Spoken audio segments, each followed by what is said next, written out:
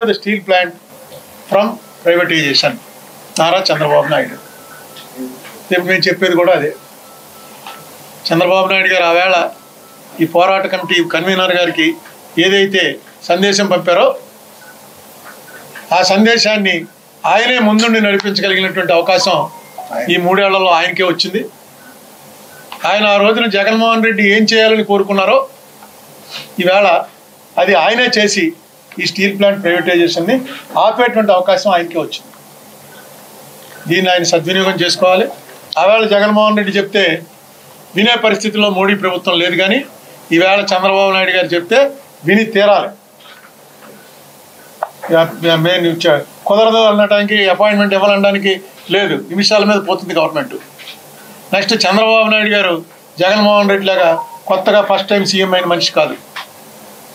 ఈయనకి తెలుసు గవర్నమెంట్ని ఎలా దింపాలి, ఎలా వ్యతిరేకించాలి, అవసరమైతే మెజార్టీలో ఉన్న ప్రభుత్వాన్ని కూడా ఎలా తప్పించాలి, వీటిలో ఆయనకి ఎక్స్పర్టైజ్ ఉంది.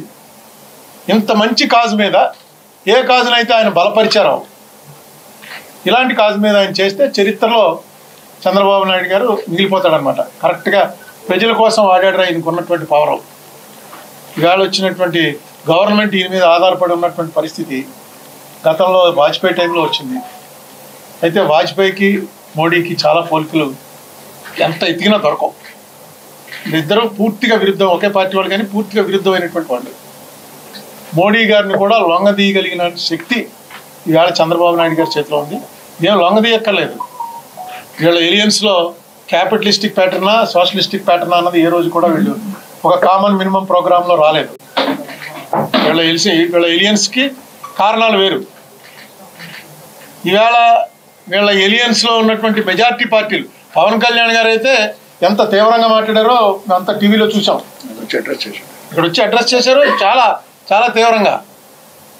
ఎట్టి పరిస్థితుల్లో నాకు ఇప్పుడు కూడా నమ్మకం ఏంటంటే పవన్ కళ్యాణ్ ఒకవేళ చంద్రబాబు నాయుడు గారు ఏమన్నా ఆలోచనలో పడ్డా పవన్ కళ్యాణ్ గారు జరగనివ్వడనే నా నమ్మకం. పవన్ కళ్యాణ్ గారిని కూడా నేను అడిగేది ఏంటంటే, మొన్న ఏదైతే 100% అమ్మేస్తున్నామని చెప్పారో ఆ స్టేట్మెంట్ వెంటనే విత్డ్రా అవ్వాలి. క్యాబినెట్ నిర్ణయం అయిపోయింది అని చెప్పిన నిర్ణయాన్ని వెంటనే పక్కన పెట్టి దీని మీద నెగోషియేషన్ స్టార్ట్ చేయండి. చాలామందికి ఉన్నటువంటి, నాకు కూడా ఉండేటువంటి ఒక అపోహ, ఒక అండర్స్టాండింగ్ మాకు ఏంటంటే, స్టీల్ ప్లాంట్లో జరుగుతున్నది ఉద్యోగుల పోరాటం. అక్కడ ఏదో ఉద్యోగం చేసుకుంటున్న వాళ్ళు, గవర్నమెంట్ ఉద్యోగం అయితే అంత ప్రెజర్ ఎక్కువ ఉండదు. ప్రైవేట్ వాళ్ళు వస్తే మనం ఎంతమందిని తీసేస్తారో ఎంతమందిని ఏం చేస్తారో తెలియదు. అంచేత స్టీల్ ప్లాంట్ యాజిటేషన్ అనేది మామూలు జనాలకి ఏం సంబంధం లేదండి. దాని మీద ఆధారపడ్డ కార్మికులు, వాళ్ళ కుటుంబాలకు సంబంధించిన గొడవే తప్ప వైజాగ్ జనానికి కూడా ఏమీ సంబంధం లేదండి అనేదే ప్రచారంలో ఉంది. అయితే నిజానికి ఇది అది కాదు. ఉద్యోగం చేసుకునేవాడికి ఎక్కడైనా ప్రైవేట్లో ఉన్నా పనిని తీసేసి ఉద్యోగం జరిపించలేరు. ఇద్దరిని ఒకరిని చేయడానికి చేస్తారు. ఇప్పుడు ఏదో గోల్డెన్ షేక్ హ్యాండ్ ఇస్తున్నట్టున్నారు చాలామంది. ఇదే ఈ దీంట్లోనే వీఆర్ఎస్ 9,000 మంది ఎంతమంది వెళ్ళిపోయారని చెప్పించాడు. మొన్న 1200 అంతకుముందు కొన్ని వేల మీద ఒకటి ఉందండి. కాంట్రాక్ట్ వర్కర్స్ సేమ్ ఈ రిప్లైలోనే అది కూడా ఇచ్చారు, ఎంతమంది చేశారంటే. సో ఇది ఉద్యోగులకి సంబంధించింది కాదండి. ఇది పబ్లిక్ సెక్టర్లో ఉండాలా, ప్రైవేట్ సెక్టర్లో ఉండాలా. పబ్లిక్ సెక్టర్లో ఉండడం వల్ల ఉపయోగాలు నాకు తెలియంది. ఇవాళే తెలిసినటువంటి విషయం ఏంటంటే, మొన్న కరోనా వచ్చి అందరూ వస్తున్నప్పుడు మనకు ఆక్సిజన్ సిలిండర్ తెచ్చుకోవడానికి, ఒక చిన్న సిలిండర్ తెచ్చుకుని ఇంట్లో పెట్టుకోవడానికి వేలలో ఖర్చు అయ్యేది. వీళ్ళు అమ్మిన rate steel plant by product నాకు తెలియదు. స్టీల్ ప్లాంట్కి ఆక్సిజన్ బై ప్రోడక్ట్. ఈ బై ప్రోడక్ట్ని కరోనా టైంలో ప్రైవేట్ సెక్టర్ వాళ్ళు 23,000 రూపాయలకు అమ్మింది, ఇంత 11,000కి అమ్మారు. ఆల్మోస్ట్ హాఫ్ ద ప్రైస్కి. ఎందుకు పబ్లిక్ సెక్టర్ కోరుకుంటామంటే, అందుకని పబ్లిక్ సెక్టర్ కోరుకుంటాం. జనరల్గా స్కేర్సిటీ వచ్చినప్పుడు రేటు పెంచేస్తారు. ఇలాంటి 11,000 వాళ్ళు ఉన్నారు కాబట్టి 23 దగ్గర ఆగింది. లేకపోతే 1,33,00,33కి వెళ్ళిపోయి ఎఫర్ట్ చేయగల వాళ్ళే బతుకుతారు, మామూలు వాడు ఎవడో బతకడానికి లేదు. ఆ పరిస్థితి వచ్చేస్తాం. అందుకే మిక్స్డ్ ఎకానమీలో కాంపిటీషన్, రెండింటికి కాంపిటీషన్ ఉండాలని జవహర్లాల్ నెహ్రూ చెప్పాడు. ప్రైవేట్ సెక్టర్కి పబ్లిక్ సెక్టర్కి కాంపిటీషన్ ఉండాలి. మొత్తం పబ్లిక్ చేయడం తప్పే, మొత్తం ప్రైవేట్ చేయడం తప్పు అని. ఈవేళ మొత్తం ప్రైవేట్ చేసేయాలి అన్నది బీజేపీ వాళ్ళు ఈవేళ కాదు, డైరెక్ట్గా గురూజీ గోల్వాల్కర్ గారు ఆయన రాసినటువంటి బంచ్ ఆఫ్ థాట్స్ అనే పుస్తకం భారతీయ జనతా పార్టీ వారికి మాతృ సంస్థ అయిన ఆర్ఎస్ఎస్కి అదే భగవద్గీత.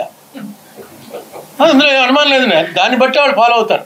అందులో ఆయన ఖచ్చితంగా క్లియర్గా చెప్పాడు, ఈ దేశంలో వీళ్ళ ముగ్గురిని ఎలిమినేట్ చేస్తే తప్ప ఈ దేశం బాగుపడదు అన్నాడు. ఎవరా ముగ్గురు? మొట్టమొదట ముస్లిమ్స్, తర్వాత క్రిస్టియన్స్, తర్వాత సోషలిస్టులు. సోషలిస్టులు అంటే కమ్యూనిస్టులు. మనం కమ్యూనిస్టులు అంటాం కదండి, అది సోషలిస్టులు అంటే వీళ్ళు. వీళ్ళ ముగ్గురిని ఎలిమినేట్ చేయాలన్నాడు. మళ్ళా వీళ్ళని మార్చాలి, మనలో చేర్చుకోవాలి, ఇలాంటివి ఏం లేవు. ఎలిమినేట్ అయిపోవాలి వీళ్ళు అయితే తప్పని. అందుకని బీజేపీ వాళ్ళని నేను తప్పు పట్టను. అంటే వాళ్ళ సిద్ధాంతపరంగా వాళ్ళు anti socialistic pattern of society, capitalistic pattern of society correct అని వాళ్ళు నమ్ముతారు. తప్పులేదు, చాలా దేశాలు ఉన్నాయి. ఈ దేశానికి పని చేయదు అని నేను నమ్ముతాను. ఈ దేశానికి మిక్స్డ్ ఎకానమీయే పనిచేస్తుంది. మొత్తం పబ్లిక్లో ఉన్న తప్పే, మొత్తం ప్రైవేట్లో ఉన్న తప్పే. లేదు, దేశంలో అన్ని పబ్లిక్లో పెడితే ఇంకా బాగుంటుందని కమ్యూనిస్టులు నమ్ముతారు. తప్పేం లేదు. ఎవరు నమ్మకాలు వాళ్ళకుంటే దీని మీద ఆర్గ్యుమెంట్ ఇన్నేళ్ళుగా జరుగుతుంది, ముందు కూడా జరుగుతుంది. కానీ స్టీల్ ప్లాంట్ లాంటి ప్లాంట్ని ఇలా అమ్మేస్తే ప్రభుత్వానికి ఎంత నష్టం అన్నది విశాఖపట్నంలో ఉన్న మీరు జర్నలిస్టులో ప్రతి ఒక్కరికి నిన్నే జర్నలిజంలో చేరిన అతనికి కూడా తెలుసు. దీనికి ఉన్న ఆస్తిపాస్తులు ఏంటి, దీని వ్యవహారం ఏంటి, దీన్ని ఎంతకు అమ్మబోతున్నారు. ఇంతకుముందు ప్రపోజల్ కూడా వచ్చింది, అవి కూడా మీరే ప్రింట్ చేశారు, నేను చదివాను. రూపాయి వస్తువు కానీకి అమ్మేద్దాం. కానీ అంటే ఇప్పుడు అసలు చెల్లుబాట్లు లేవు, తెలియదు కూడా. కానీ వీళ్ళు కానీకి అమ్ముతారు. అంటే ఎంత కమ్మారో కూడా తెలియనివ్వరు, కానీ వాల్యూ ఏంటో కూడా తెలియనివ్వరు. అలా అమ్మేయడానికి ప్రయత్నం జరుగుతుంది. స్టీల్ ప్లాంట్కి ఉన్నటువంటి భూములు కానీ వైజాగ్లో 23,000 ఎకరాలు అంటే ఏంటండి. సో ఇవాళ దాని మీద మాట్లాడడానికని కూర్చుని ఏం చేయాలి. ఎందుకంటే నరసింహరావు గారు నాకు చెప్పిన టైంకి ఇది మళ్ళీ పార్లమెంట్లో ఈ ఆన్సర్ రాలా. పార్లమెంట్లో మళ్ళీ ఆన్సర్ నిన్నే వచ్చింది. నిన్న మళ్ళీ ఏదో యాదృచ్ఛికంగా జరిగినా కరెక్ట్గా దానికోసమే పెట్టినట్టు ఈ మీటింగ్ జరిగింది. సో ఈవేళ మీటింగ్లో మాట్లాడుకోవడం, ఈవేళ నేను మరి ఎందుకు పెట్టారో ముందే పెట్టేశారు. బహుశా మీకు టైం అయిపోతుంది, అర్జెంటుగా పంపించేయాలని పెట్టుంటారు. ఈ స్టీల్ ప్లాంట్ ప్రైవేటైజేషన్ అన్న దాన్ని ఆపడానికి ఎవరు ప్రయత్నం చేసినా ఇందులో నేను ఇప్పుడేమీ ప్రామినెన్స్లో లేను. నెక్స్ట్ ముసలాన్ని అయిపోయాను, బాగా పెద్ద పని చేసే పరిస్థితిలో లేను. అందుకని మీరు ఏం చేసినా సరే దానికి వెనకాలండి ఎక్కడైనా నోరు పారేసుకోవాల్సి వస్తే నోరు పారేసుకుని మీకు అనుకూలంగా నిలబడడానికి సిద్ధంగా. Thank you. ప్రైవేట్లో ఉన్న తప్పేంటి లేదు. దేశంలో అన్ని పబ్లిక్లో పెడితే ఇంకా బాగుంటుందని కమ్యూనిస్టులు నమ్ముతారు. తప్పేం లేదు. ఎవరు నమ్మకాలు వాళ్ళకుంటే దీని మీద ఆర్గ్యుమెంట్ ఇన్నేళ్ళుగా జరుగుతుంది, ముందు కూడా జరుగుతుంది. కానీ స్టీల్ ప్లాంట్ లాంటి ప్లాంట్ని ఇలా అమ్మేస్తే ప్రభుత్వానికి ఎంత నష్టం అన్నది విశాఖపట్నంలో ఉన్న మీరు జర్నలిస్టులో ప్రతి ఒక్కరికి నిన్నే జర్నలిజంలో చేరిన అతనికి కూడా తెలుసు. దీనికి ఉన్న ఆస్తిపాస్తులు ఏంటి, దీని వ్యవహారం ఏంటి, దీన్ని ఎంతకు అమ్మబోతున్నారు. ఇంతకుముందు ప్రపోజల్ కూడా వచ్చింది, అవి కూడా మీరే ప్రింట్ చేశారు, నేను చదివాను. రూపాయి వస్తువు కానీకి అమ్మేద్దాం. కానీ అంటే ఇప్పుడు అసలు చెల్లుబాట్లు లేవు, తెలియదు కూడా. కానీ వీళ్ళు కానీకి అమ్ముతారు.